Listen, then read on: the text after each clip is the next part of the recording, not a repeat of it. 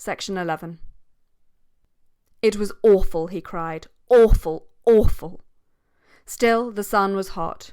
Still, one got over things. Still, life had a way of adding day to day. Still, he thought, yawning and beginning to take notice. Regent's Park had changed very little since he was a boy, except for the squirrels. Still, presumably there were compensations.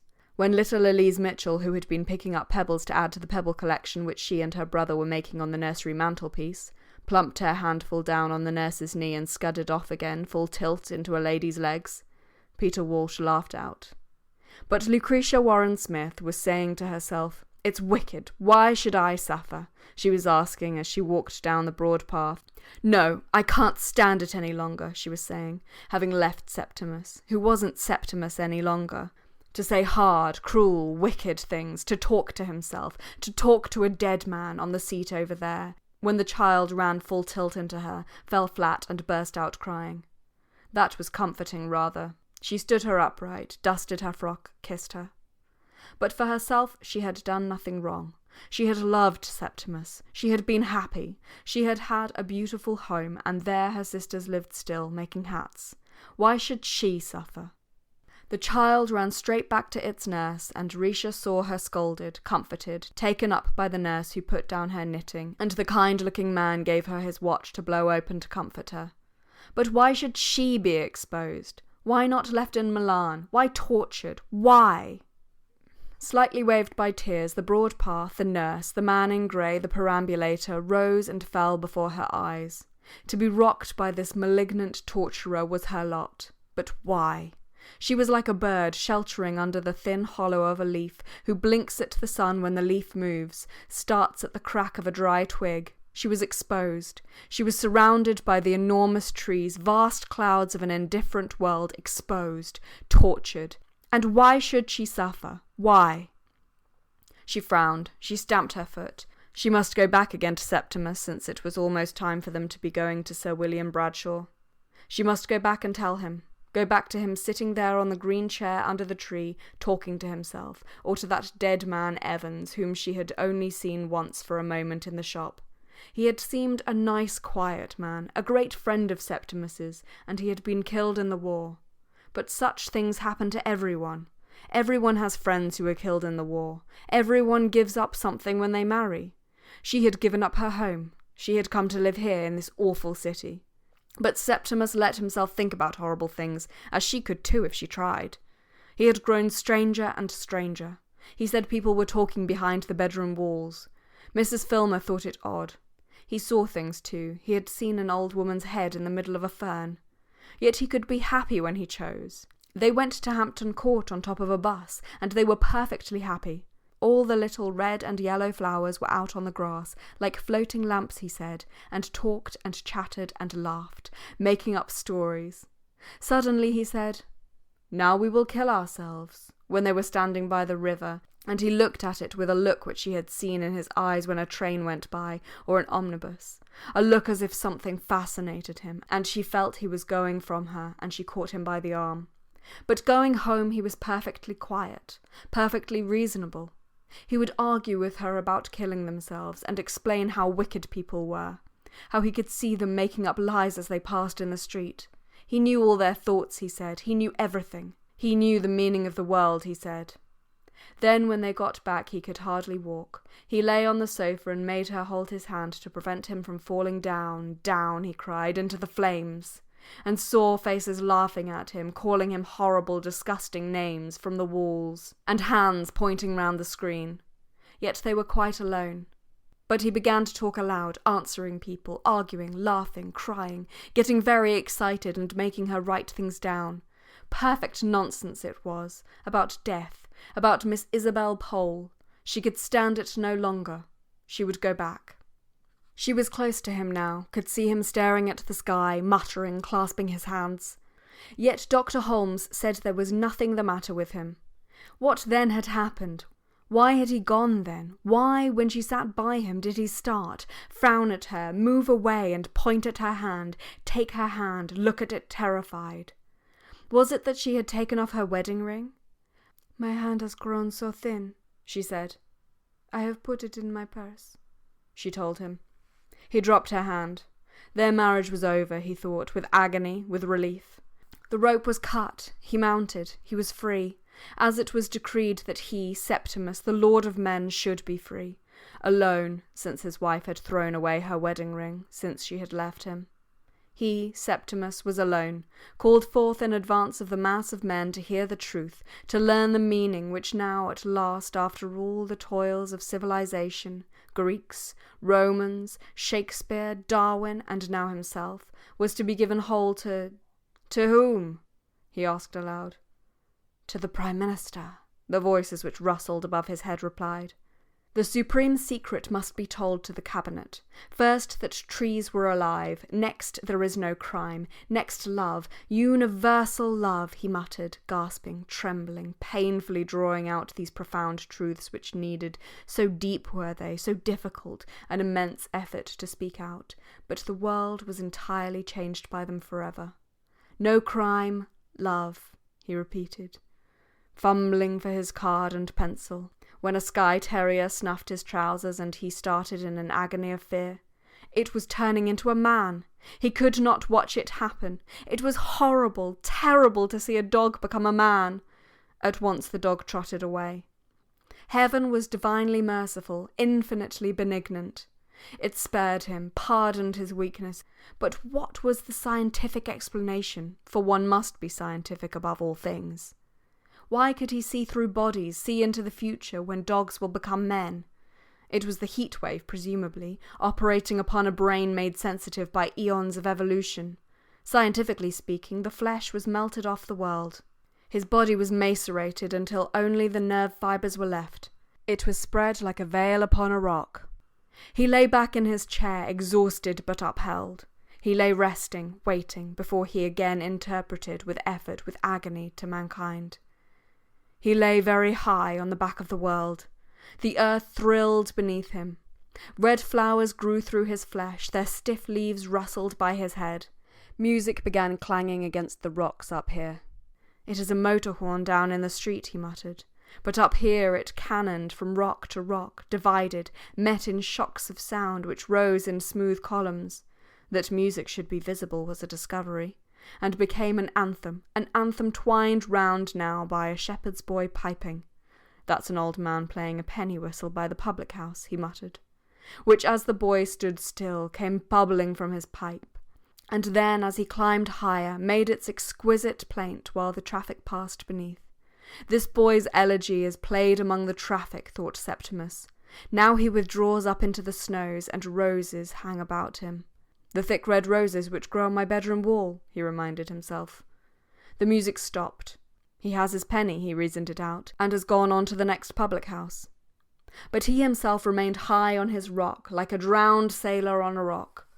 I leant over the edge of the boat and fell down, he thought. I went under the sea.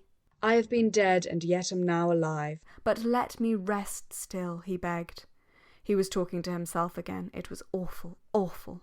And as, before waking, the voices of birds and the sound of wheels chime and chatter in a queer harmony, grow louder, and the sleeper feels himself drawing to the shores of life, so he felt himself drawing towards life, the sun growing hotter, cries sounding louder, something tremendous about to happen. He had only to open his eyes, but a weight was on them, a fear.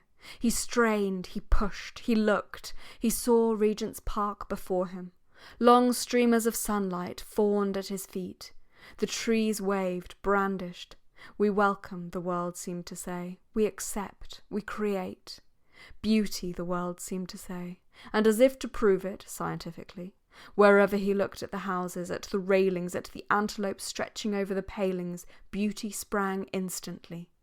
To watch a leaf quivering in the rush of air was an exquisite joy.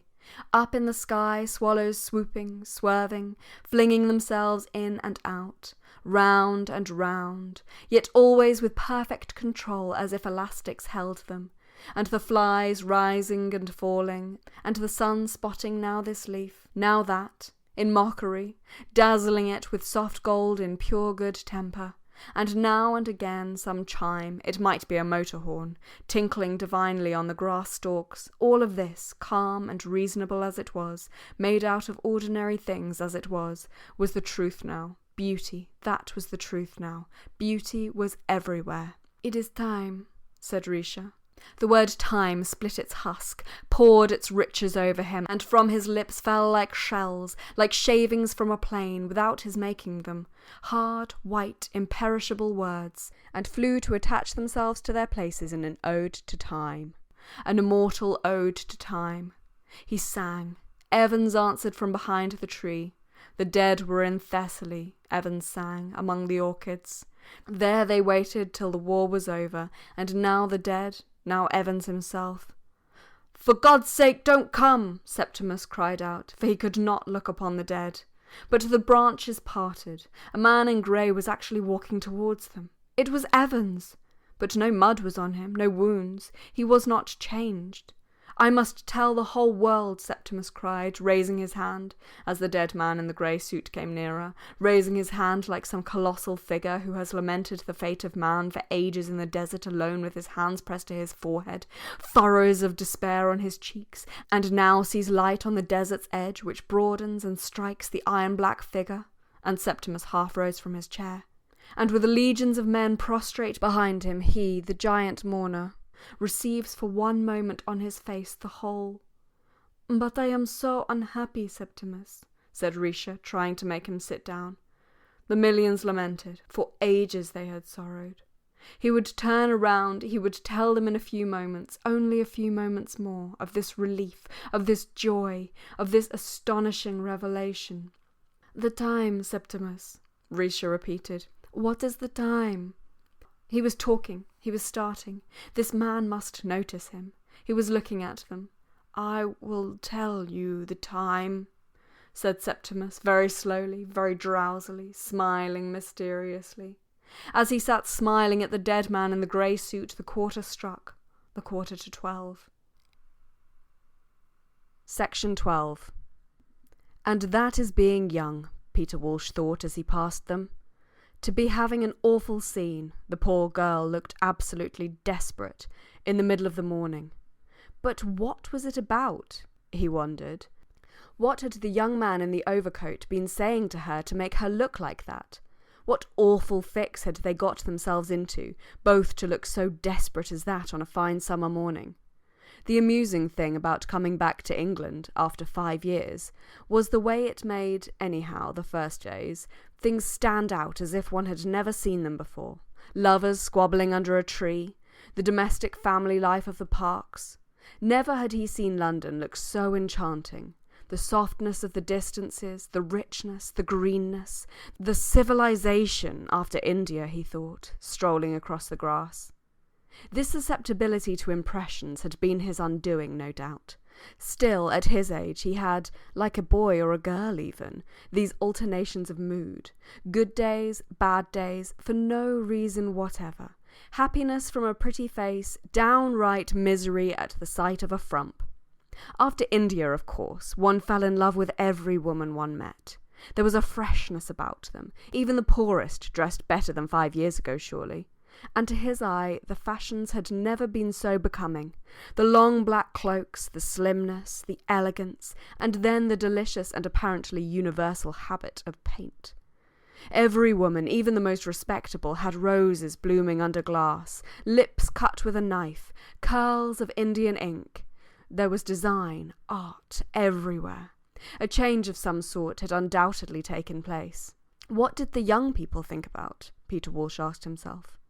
Those 5 years, 1918 to 1923, had been, he suspected, somehow very important. People looked different. Newspapers seemed different. Now, for instance, there was a man writing quite openly in one of the respectable weeklies about water closets. That you couldn't have done 10 years ago, written quite openly about water closets in a respectable weekly. And then this taking out a stick of rouge or a powder puff and making up in public.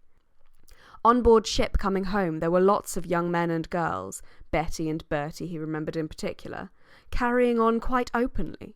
The old mother sitting and watching them with her knitting, cool as a cucumber. The girl would stand still and powder her nose in front of everyone. And they weren't engaged, just having a good time, no feelings hurt on either side. As hard as nails she was, Betty, what's her name, but a thorough good sort. She would make a very good wife at 30. She would marry when it suited her to marry some rich man and live in a large house near Manchester. Who was it now who had done that? Peter Walsh asked himself, turning into the Broad Walk.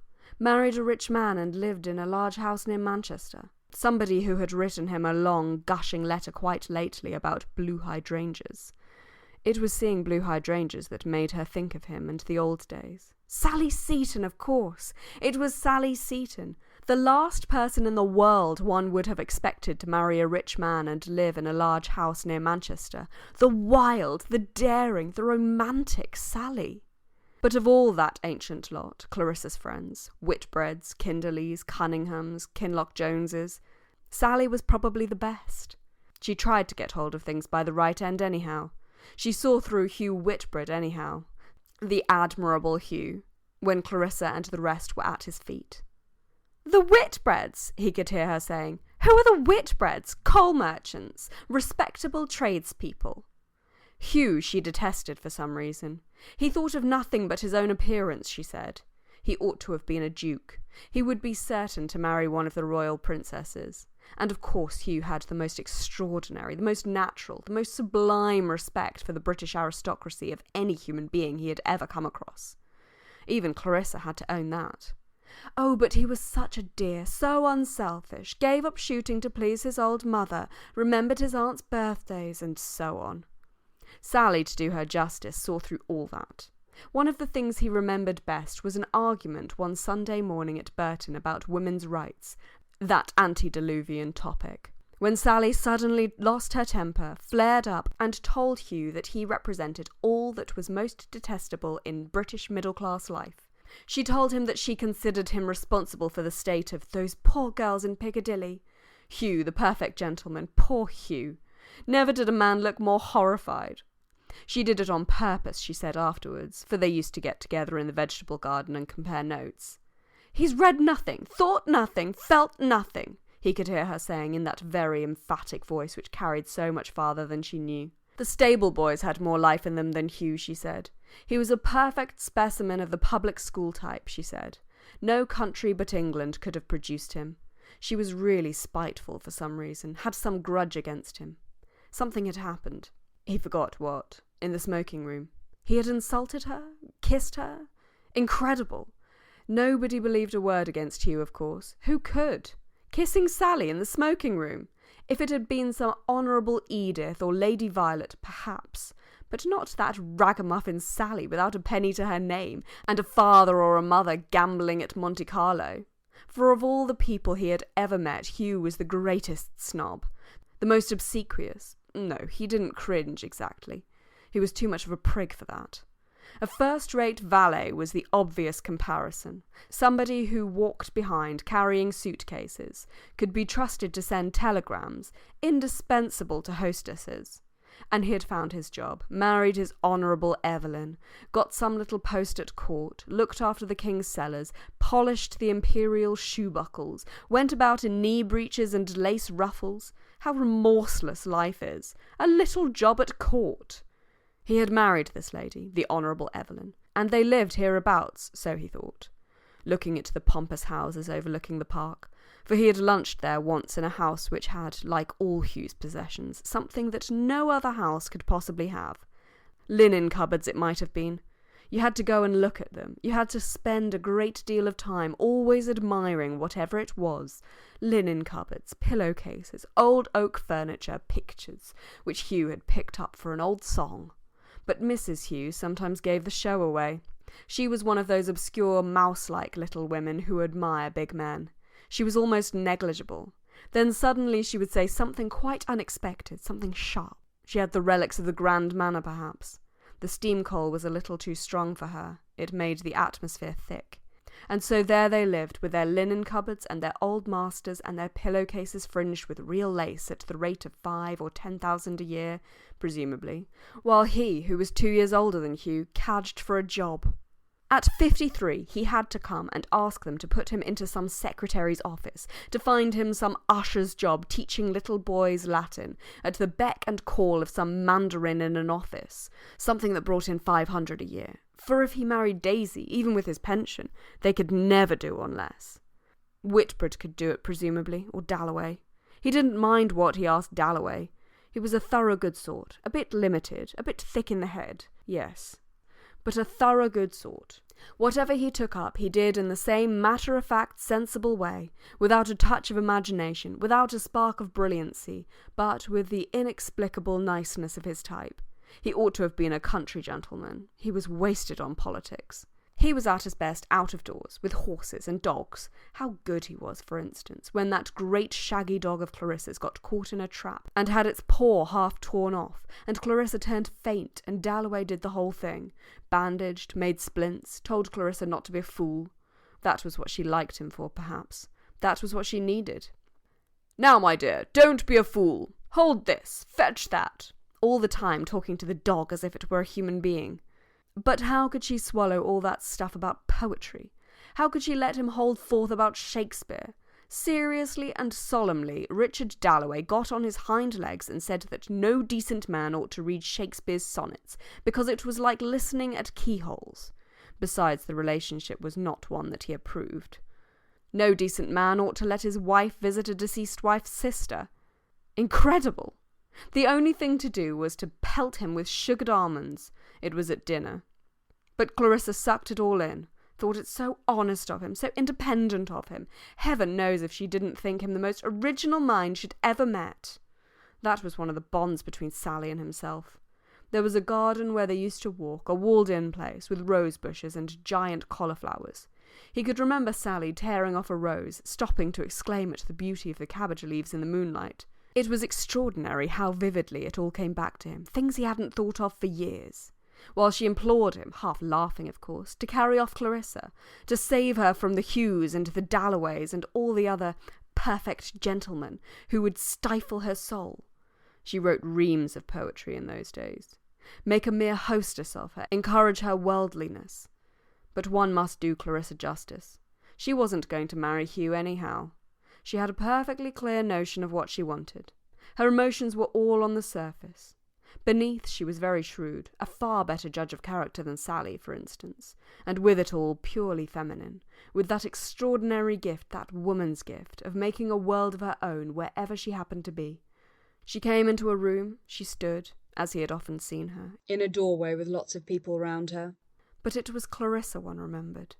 Not that she was striking, not beautiful at all. There was nothing picturesque about her. She never said anything especially clever. There she was, however. There she was. No, no, no! He was not in love with her any more.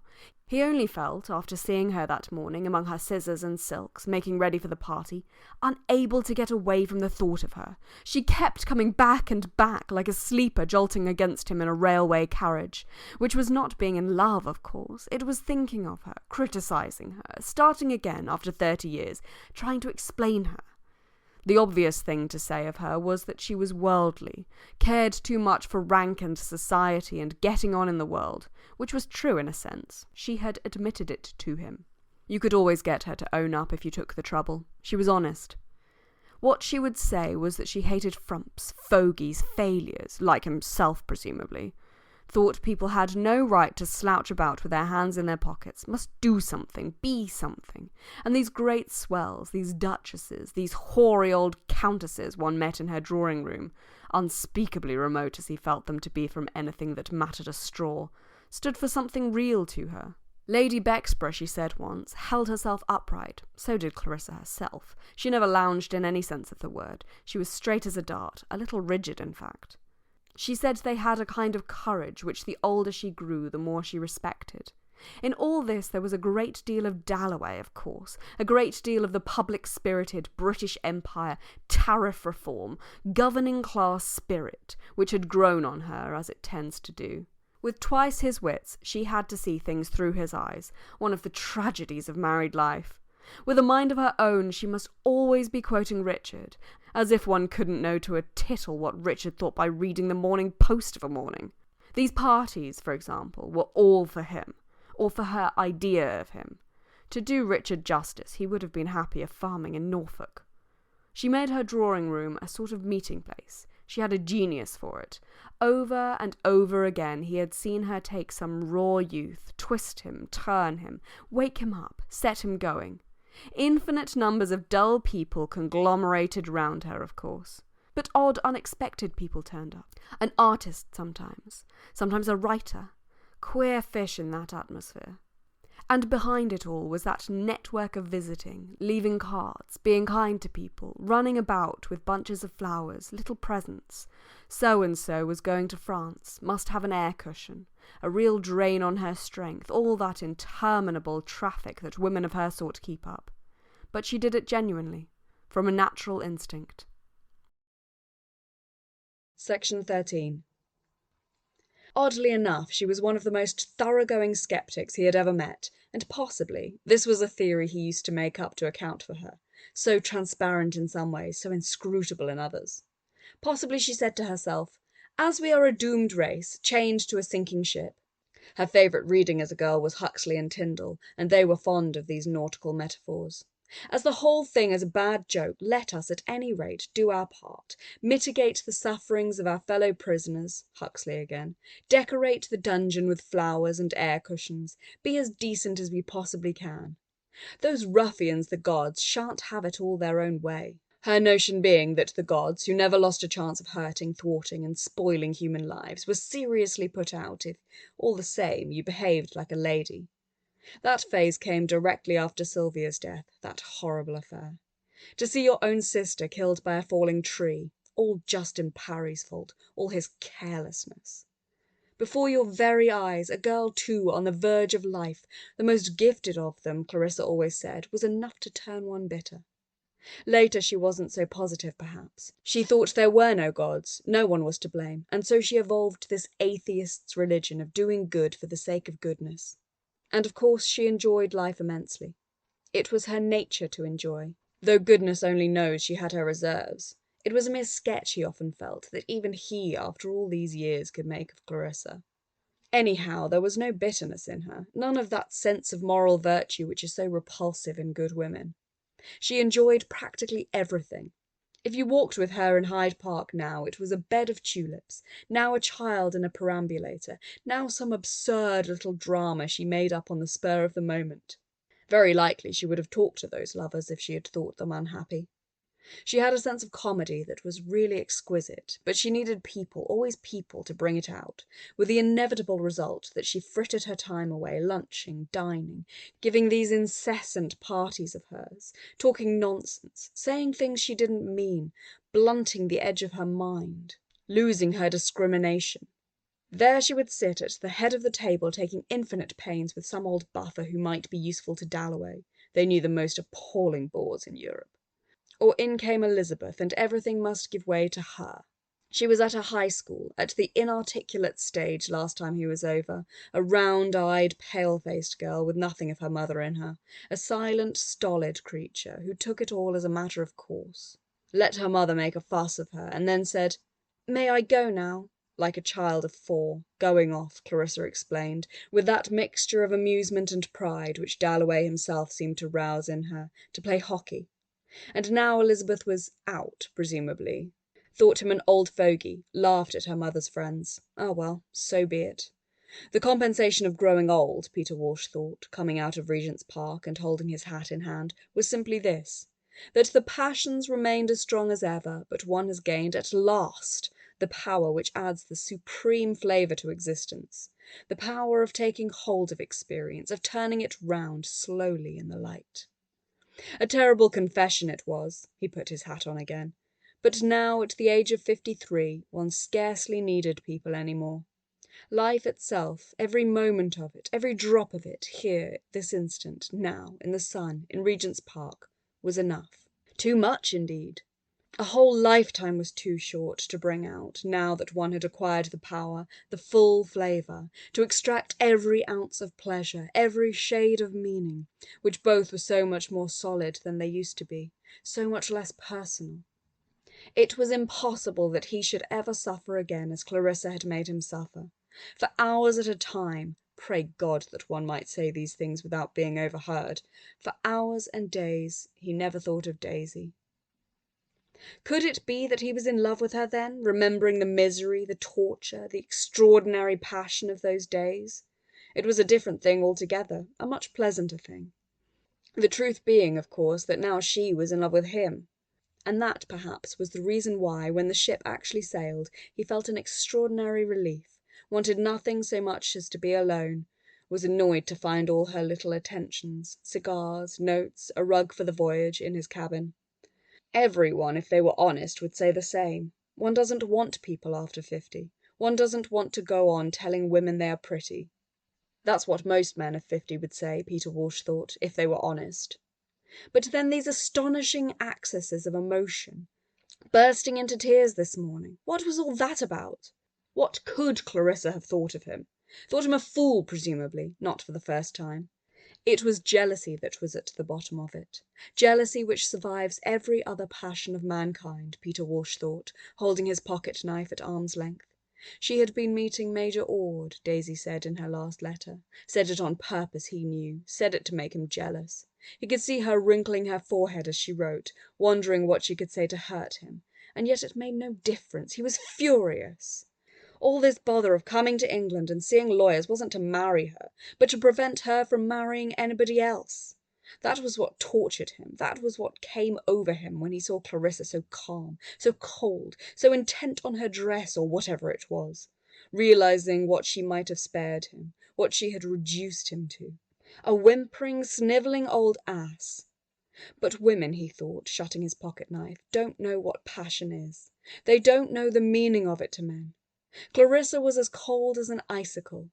There she would sit on the sofa by his side, let him take her hand, give him one kiss. Here, he was at the crossing.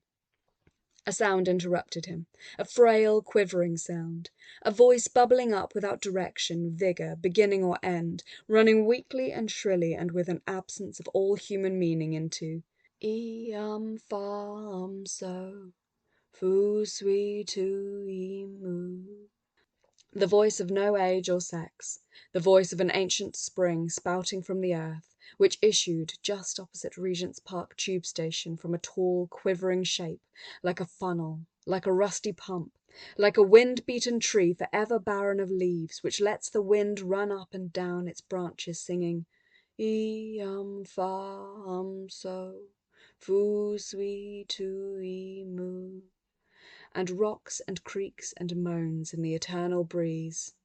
Through all ages, when the pavement was grass, when it was swamp, through the age of tusk and mammoth, through the age of silent sunrise, the battered woman, for she wore a skirt, with her right hand exposed, her left clutching at her side, stood singing of love, love which has lasted 1,000,000 years. She sang, love which prevails, and millions of years ago her lover, who had been dead these centuries, had walked, she crooned, with her in May. But in the course of ages, long as summer days and flaming, she remembered, with nothing but red asters, he had gone. Death's enormous sickle had swept those tremendous hills, and when at last she laid her hoary and immensely aged head on the earth, now become a mere cinder of ice, she implored the gods to lay by her side a bunch of purple heather, there on her high burial place which the last rays of the last sun caressed, for then the pageant of the universe would be over. As the ancient song bubbled up opposite Regent's Park tube station, still the earth seemed green and flowery.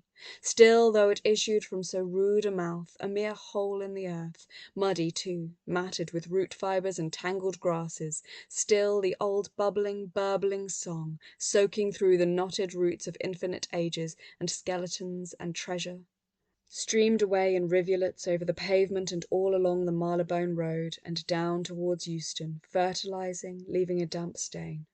Still remembering how once in some primeval May she had walked with her lover, this rusty pump, this battered old woman with one hand exposed for coppers, the other clutching her side, would still be there in 10,000,000 years, remembering how once she had walked in May, where the sea flows now, with whom it did not matter. He was a man, oh yes, a man who had loved her. But the passage of ages had blurred the clarity of that ancient May day. The bright petalled flowers were hoar and silver frosted, and she no longer saw when she implored him, as she did now quite clearly, "Look in my eyes with thy sweet eyes intently." She no longer saw brown eyes, black whiskers, or sunburnt face, but only a looming shape, a shadow shape, to which, with the bird-like freshness of the very aged, she still twittered, "Give me your hand and let me press it gently." Peter Walsh couldn't help giving the poor creature a coin as he stepped into his taxi. And if someone should see, what matter they? And her fist clutched at her side, and she smiled, pocketing her shilling, and all peering inquisitive eyes seemed blotted out, and the passing generations, the pavement was crowded with bustling middle-class people, vanished, like leaves, to be trodden under, to be soaked and steeped and made mould of by that eternal spring. Fa so. Foo sweet to emu. Poor old woman, said Risha Warren-Smith, waiting to cross. Oh, poor old wretch. Suppose it was a wet night. Suppose one's father or somebody who had known one in better days had happened to pass and saw one standing there in the gutter. And where did she sleep at night? Cheerfully, almost gaily, the invincible thread of sound wound up into the air like the smoke from a cottage chimney, winding up clean beech trees and issuing in a tuft of blue smoke among the topmost leaves. And if someone should see, what matter they?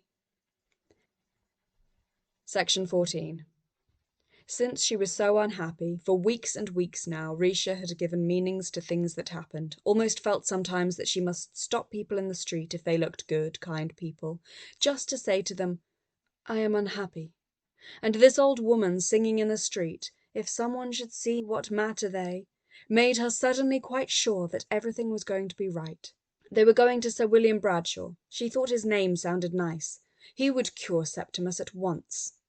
And then there was a brewer's cart, and the grey horses had upright bristles of straw in their tails. There were newspaper placards. It was a silly, silly dream, being unhappy. So they crossed Mr. and Mrs. Septimus Warren-Smith. And was there, after all, anything to draw attention to them, anything to make a passer-by suspect here is a young man who carries in him the greatest message in the world, and is, moreover, the happiest man in the world, and the most miserable? Perhaps they walked more slowly than other people, and there was something hesitating, trailing in the man's walk. But what more natural for a clerk who has not been in the West End on a weekday at this hour for years than to keep looking at the sky, looking at this, that, and the other, as if Portland Place were a room he had come into when the family are away, the chandeliers being hung in holland bags, and the caretaker, as she lets in long shafts of dusty light upon deserted, queer-looking armchairs, lifting one corner of the long blinds, explains to the visitors what a wonderful place it is, how wonderful, but at the same time he thinks, as he looks at chairs and tables, how strange. To look at, he might have been a clerk, but of the better sort, for he wore brown boots, his hands were educated, so too his profile, his angular, big-nosed, intelligent, sensitive profile, but not his lips altogether, for they were loose, and his eyes, as eyes tend to be, eyes merely, hazel, large, so that he was, on the whole, a border case, neither one thing nor the other, might end with a house at Purley and a motor car, or continue renting apartments in back streets all his life. One of those half-educated, self-educated men whose education is all learnt from books borrowed from public libraries, read in the evening after the day's work, on the advice of well-known authors consulted by letter.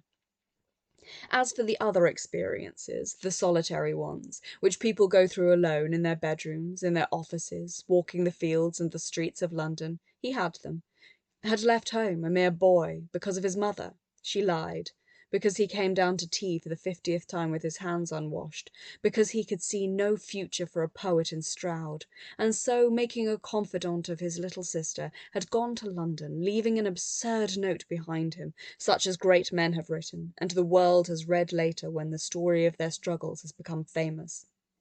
London has swallowed up many millions of young men called Smith, thought nothing of fantastic Christian names like Septimus with which their parents have thought to distinguish them. Lodging off the Euston Road, there were experiences, again experiences, such as change of face in 2 years from a pink innocent oval to a face lean, contracted, hostile. But of all this, what could the most observant of friends have said, except what a gardener says when he opens the conservatory door in the morning and finds a new blossom on his plant? It has flowered. Flowered from vanity, ambition, idealism, passion, loneliness, courage, laziness, the usual seeds, which all muddled up, in a room off the Euston Road, made him shy and stammering, made him anxious to improve himself, made him fall in love with Miss Isabel Pole, lecturing in the Waterloo Road upon Shakespeare. Was he not like Keats, she asked, and reflected how she might give him a taste of Antony and Cleopatra and the rest, lent him books, wrote him scraps of letters, and lit in him such a fire as burns only once in a lifetime, without heat, flickering a red-gold flame infinitely ethereal and insubstantial over Miss Pole, Antony and Cleopatra, and the Waterloo Road. He thought her beautiful, believed her impeccably wise, dreamed of her, wrote poems to her, which, ignoring the subject, she corrected in red ink. He saw her one summer evening, walking in a green dress in a square. It has flowered, the gardener might have said, had he opened the door, had he come in, that is to say, any night about this time, and found him writing, found him tearing up his writing, found him finishing a masterpiece at 3 o'clock in the morning, and running out to pace the streets, and visiting churches, and fasting one day, drinking another, devouring Shakespeare, Darwin, the history of civilization, and Bernard Shaw. Something was up, Mr. Brewer knew. Mr. Brewer, managing clerk at Sibley's and Arrowsmith's, auctioneers, valuers, land and estate agents. Something was up, he thought, and being paternal with his young men, and thinking very highly of Smith's abilities, and prophesying that he would, in 10 or 15 years, succeed to the leather armchair in the inner room under the skylight with the deed boxes round him.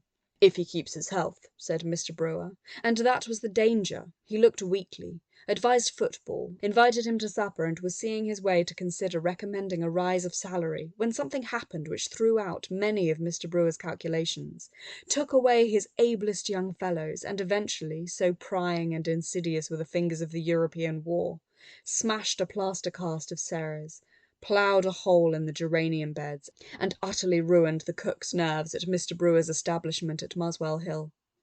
Septimus was one of the first to volunteer. He went to France to save an England which consisted almost entirely of Shakespeare's plays and Miss Isabel Pole in a green dress walking in a square. There in the trenches the change which Mr. Brewer desired when he advised football was produced instantly. He developed manliness. He was promoted. He drew the attention, indeed the affection, of his officer, Evans by name. It was a case of 2 dogs playing on a hearthrug, one worrying a paper screw, snarling, snapping, giving a pinch now and then at the old dog's ear, the other lying somnolent, blinking at the fire, raising a paw, turning and growling good-temperedly. They had to be together, share with each other, fight with each other, quarrel with each other. But when Evans, Risha, who had only seen him once, called him a quiet man, a sturdy red-haired man, undemonstrative in the company of women. When Evans was killed, just before the armistice, in Italy, Septimus, far from showing any emotion, or recognizing that here was the end of a friendship, congratulated himself upon feeling very little and very reasonably. The war had taught him. It was sublime. He had gone through the whole show, friendship, European war, death, had won promotion, was still under 30 and was bound to survive. He was right there. The last shells missed him. He watched them explode with indifference. When peace came he was in Milan, billeted in the house of an innkeeper with a courtyard, flowers in tubs, little tables in the open, daughters making hats, and to Lucretia, the younger daughter, he became engaged one evening when the panic was on him, that he could not feel. For now that it was all over, truce signed and the dead buried, he had, especially in the evening, these sudden thunderclaps of fear. He could not feel. As he opened the door of the room where the Italian girls sat making hats, he could see them, could hear them. They were rubbing wires among coloured beads in saucers. They were turning buckram shapes this way and that. The table was all strewn with feathers, spangles, silks, ribbons. Scissors were rapping on the table, but something failed him. He could not feel. Still, scissors rapping, girls laughing, hats being made protected him. He was assured of safety. He had a refuge. But he could not sit there all night. There were moments of waking in the early morning. The bed was falling. He was falling. Oh, for the scissors and the lamplight and the buckram shapes! He asked Lucretia to marry him, the younger of the two, the gay, the frivolous, with those little artist's fingers that she would hold up and say, "It is all in them."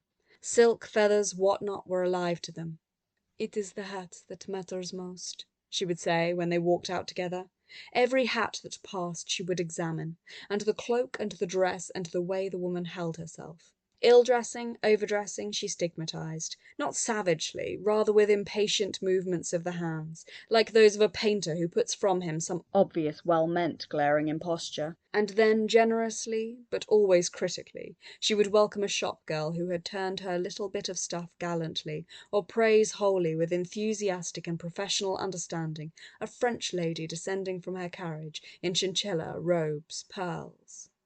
"Beautiful," she would murmur, nudging Septimus that he might see. But beauty was behind a pane of glass. Even taste, Risha liked ices, chocolates, sweet things, had no relish to him. He put down his cup on the little marble table.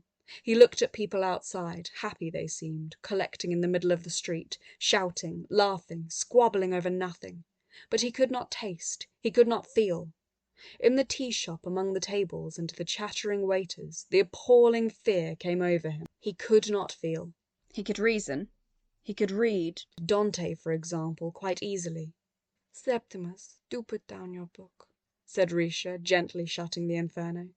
He could add up his bill. His brain was perfect. It must be the fault of the world, then, that he could not feel. "The English are so silent," Risha said. She liked it, she said. She respected these Englishmen, and wanted to see London, and the English horses, and the tailor-made suits, and could remember hearing how wonderful the shops were from an aunt who had married and lived in Soho.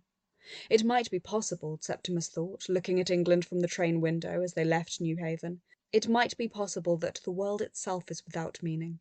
At the office they advanced him to a post of considerable responsibility. They were proud of him. He had won crosses. "You have done your duty. It is up to us," began Mr. Brewer, and could not finish, so pleasurable was his emotion. They took admirable lodgings off the Tottenham Court Road.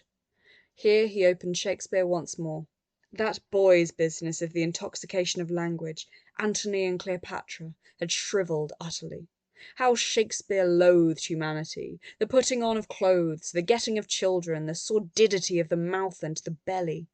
This was now revealed to Septimus, the message hidden in the beauty of words, the secret signal which one generation passes under disguise to the next is loathing, hatred, despair.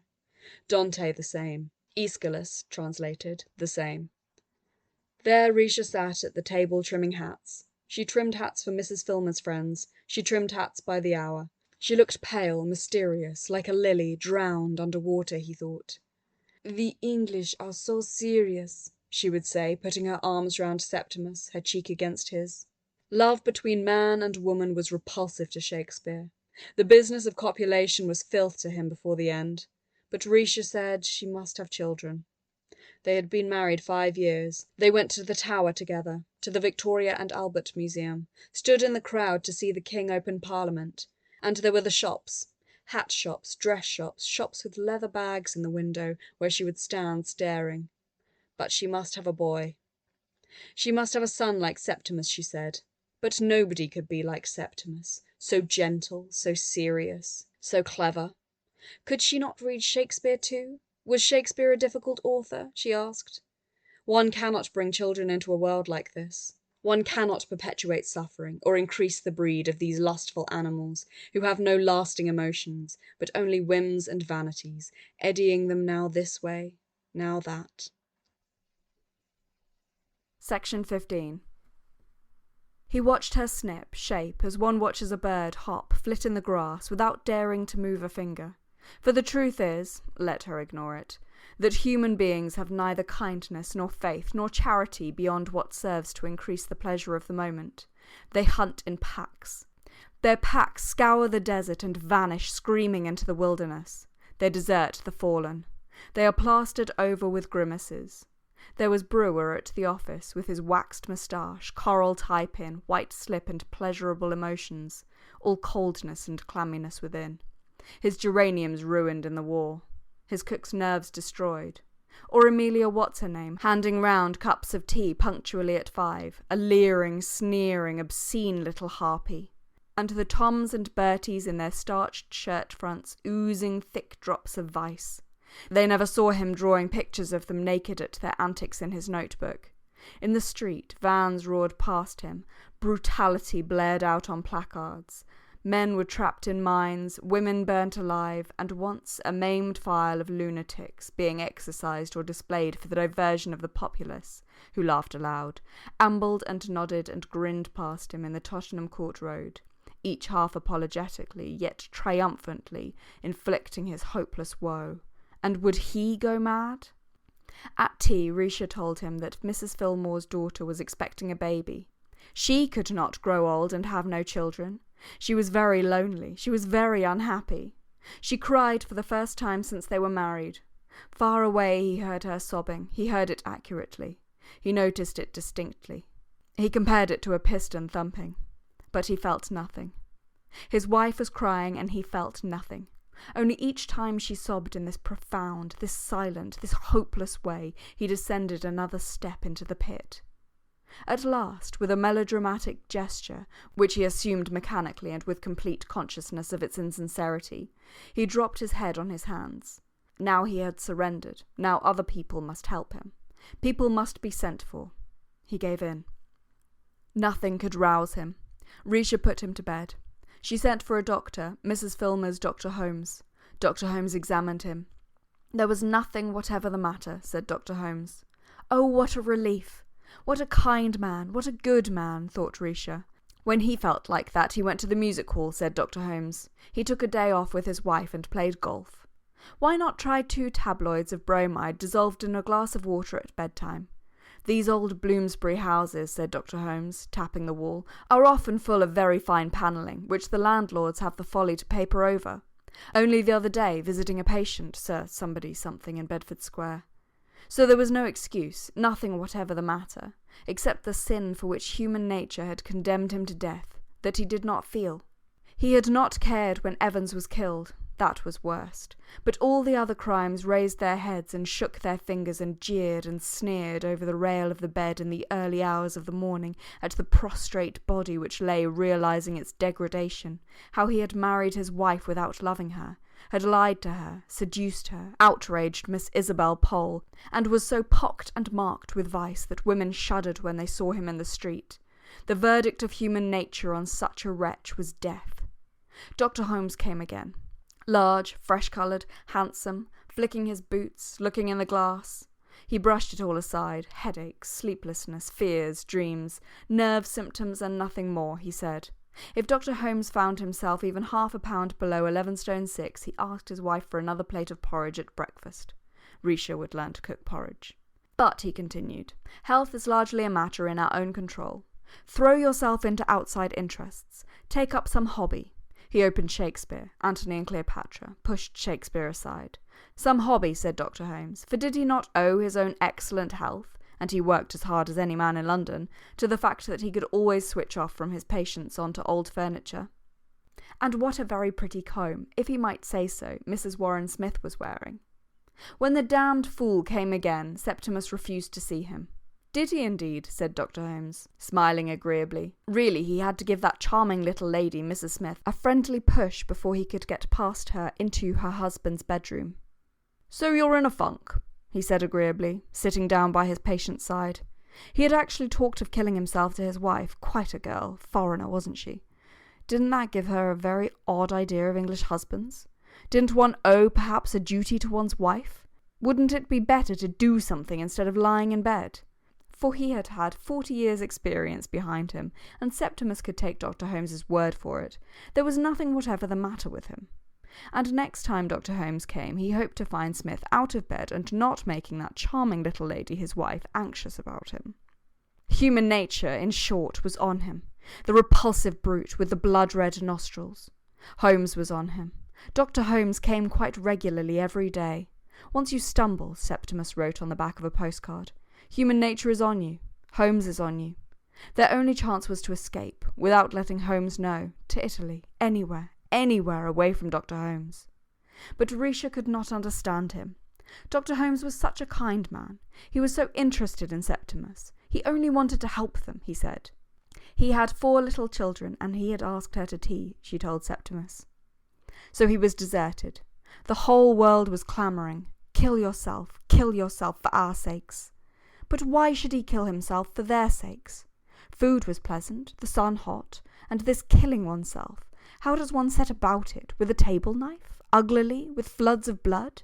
By sucking a gas pipe? He was too weak. He could scarcely raise his hand. Besides, now that he was quite alone, condemned, deserted, as those who are about to die are alone, there was a luxury in it, an isolation full of sublimity, a freedom which the attached can never know. Holmes had won, of course. The brute with the red nostrils had won. But even Holmes himself could not touch this last relic straying on the edge of the world, this outcast who gazed back at the inhabited regions, who lay, like a drowned sailor, on the shore of the world. It was at that moment, Risha had gone shopping, that the great revelation took place. A voice spoke from behind the screen. Evans was speaking. The dead were with him. "Evans! Evans!" he cried. Mr. Smith was talking aloud to himself. Agnes, the servant girl, cried to Mrs. Filmer in the kitchen. "Evans! Evans!" he had said as she brought in the tray. "She jumped, she did. She scuttled downstairs." And Risha came in with her flowers and walked across the room and put the roses in a vase, upon which the sun struck directly, and it went laughing, leaping round the room. She had had to buy the roses, Risha said, from a poor man in the street. But they were almost dead already, she said, arranging the roses. So there was a man outside, Evans presumably, and the roses, which Risha said were half dead, had been picked by him in the fields of Greece. "Communication is health. Communication is happiness. Communication," he muttered. "What are you saying, Septimus?" Risha asked, wild with terror, for he was talking to himself. She sent Agnes running for Dr. Holmes. Her husband, she said, was mad. He scarcely knew her. "You brute! You brute!" cried Septimus, seeing human nature, that is Dr. Holmes, enter the room. "Now what's all this about?" said Dr. Holmes in the most amiable way in the world. "Talking nonsense to frighten your wife?" But he would give him something to make him sleep. And if they were rich people, said Dr. Holmes, looking ironically round the room, by all means let them go to Harley Street. If they had no confidence in him, said Dr. Holmes, looking not quite so kind. It was precisely 12 o'clock, 12 by Big Ben, whose stroke was wafted over the northern part of London, blent with that of other clocks, mixed in a thin, ethereal way with the clouds and wisps of smoke, and died up there among the seagulls. 12 o'clock struck as Clarissa Dalloway laid her green dress on her bed, and the Warren Smiths walked down Harley Street. 12 was the hour of their appointment. Probably, Risha thought, that was Sir William Bradshaw's house with the grey motor car in front of it. The leaden circles dissolved in the air. Indeed it was, Sir William Bradshaw's motor car, low, powerful, grey, with plain initials interlocked on the panel, as if the pomps of heraldry were incongruous, this man being the ghostly helper, the priest of science. And as the motor car was grey, so to match its sober suavity, grey furs, silver grey rugs were heaped in it, to keep her ladyship warm while she waited. For often Sir William would travel 60 miles or more, down into the country to visit the rich, the afflicted, who could afford the very large fee which Sir William very properly charged for his advice. Her ladyship waited with the rugs about her knees an hour or more, leaning back, thinking sometimes of the patient, sometimes, excusably, of the wall of gold, mounting minute by minute while she waited. The wall of gold that was mounting between them and all shifts and anxieties. She had borne them bravely. They had had their struggles. Until she felt wedged on a calm ocean, where only spice winds blow, respected, admired, envied, with scarcely anything left to wish for, though she regretted her stoutness, large dinner parties every Thursday night to the profession, an occasional bazaar to be opened, royalty greeted, too little time, alas, with her husband, whose work grew and grew, a boy doing well at Eton. She would have liked a daughter too. Interests she had, however, in plenty. Child welfare, the aftercare of the epileptic, and photography. so that if there was a church building or a church decaying, she bribed the sexton, got the key, and took photographs, which were scarcely to be distinguished from the work of professionals, while she waited. Sir William himself was no longer young. He had worked very hard. He had won his position by sheer ability, being the son of a shopkeeper. Loved his profession, made a fine figurehead at ceremonies, and spoke well, all of which had, by the time he was knighted, given him a heavy look, a weary look, the stream of patients being so incessant, the responsibilities and privileges of his profession so onerous, which weariness, together with his grey hairs, increased the extraordinary distinction of his presence, and gave him the reputation of the utmost importance in dealing with nerve cases, not merely of lightning skill and almost infallible accuracy in diagnosis, but of sympathy, tact, understanding of the human soul. He could see the first moment they came into the room, the Warren Smiths they were called. He was certain directly he saw the man. It was a case of extreme gravity. It was a case of complete breakdown, complete physical and nervous breakdown, with every symptom in advanced stage, he ascertained in 2 or 3 minutes, writing answers to questions, murmured discreetly, on a pink card.